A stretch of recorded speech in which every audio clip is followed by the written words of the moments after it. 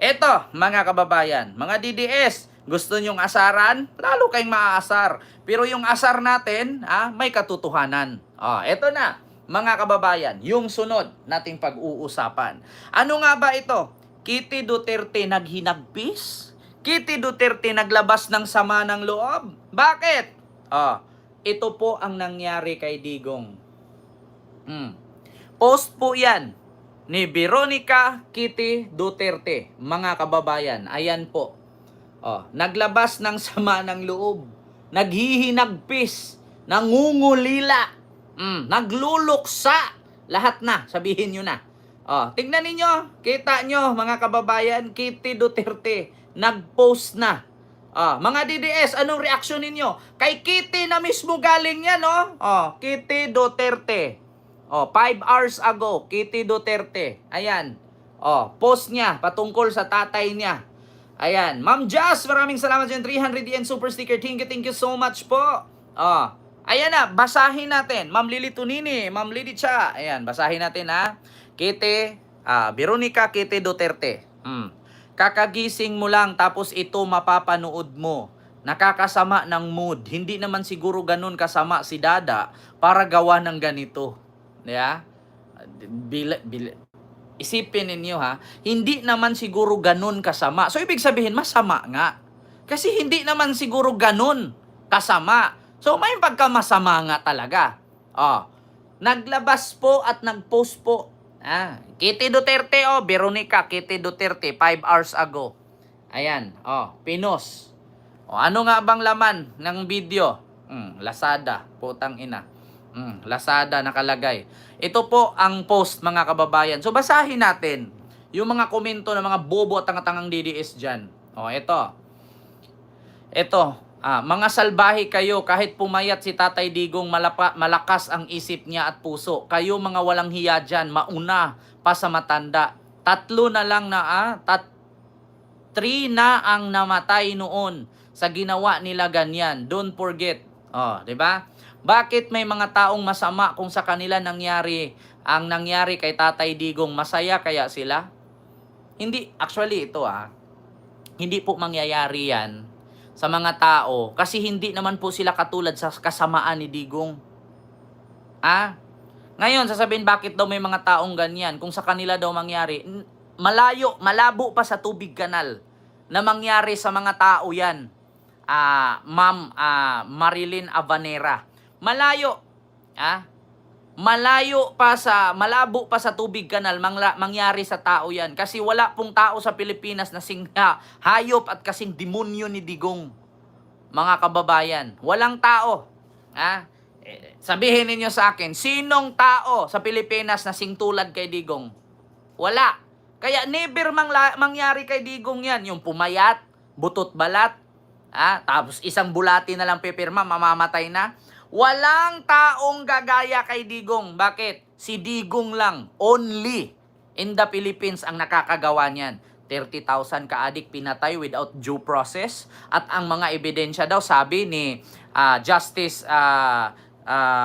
Chief Justice Maria Lourdes Sirino, na manufactured evidence, yung baril na ang pinatay, kanan ang gamit, naging kaliwete, at yung baril na ginamit sa Bulacan, yun din yung baril na ginamit sa Parañaque at sa Caloocan, manufactured evidence. Only Duterte can do that, no one else.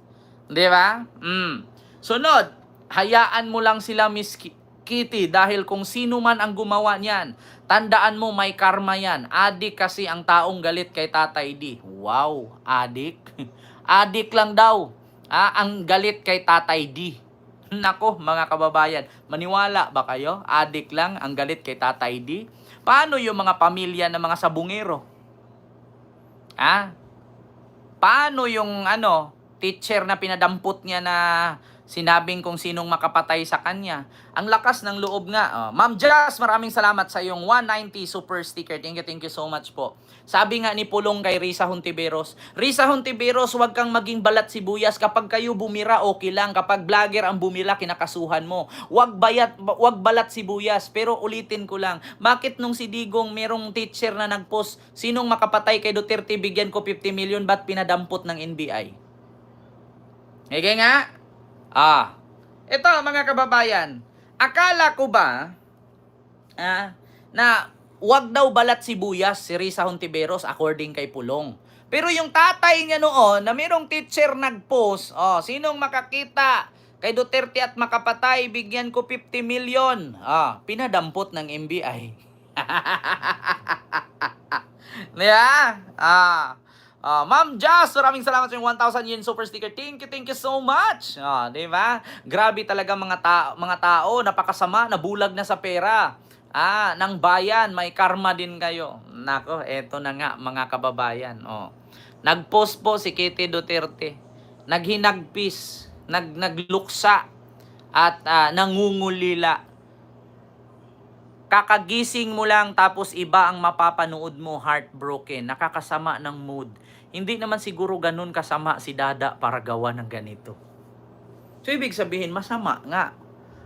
Mega love shoutout Sir Arnie.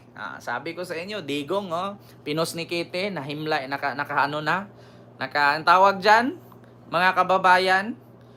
Di ba mga DDS tudubira sa akin? Paki-comment, si Kitty mismo nag-post niya, no? Nakahimlay na. Nakahimlay. Ayan. Pinos ni Kitty. Wawa. Dada daw. Hindi naman daw ganun kasama si Dada. May mga bubong DDS pa nga nagko-comment nito. Dami-dami. Through the rescue. Diba? Ngayon, ang reaksyon ng mga DDS, hayaan nyo na lang. Yung gumawa ng ganyan, napakasama. Pero hindi nila naisip na si Bato de la Rosa nag-post ng fake news patungkol dun sa estudyante. Diba? Nag-post ng fake news patungkol dun sa estudyante na pinagtanggol si Sara. Mga DDS, wag na kayong magtaka kung may gumawa ng ganyan kay Digong na picture na nakahimlay, nakabarong, na post ni Kitty. Kasi nga DDS lang naman gumagawa ng ganyan. Sana bumaba pa ang buhay niya para mas mahaba pa ang pagbabayaran niya sa mga kasalanang ginawa niya. Sabi ni Bernadette Pasqua. Nako. Si DDS sa sinabi ni Elizabeth. Ito. He is okay. But he is so thin. Skin and bone. Putang ina. Ay, Diyos ko talaga. Healthy daw, hindi na umiinom ng gamot. Ang tanong, si Digong lang ang ayaw uminom ng gamot. Kasi nga, sabi nga, mamaya pag-usapan natin, sabi ni Harry Roque. Sige, isunod na natin. Mga kababayan, healthy. Healthy. Pero skin and bone. Ngayon healthy yan Ito, isunod natin.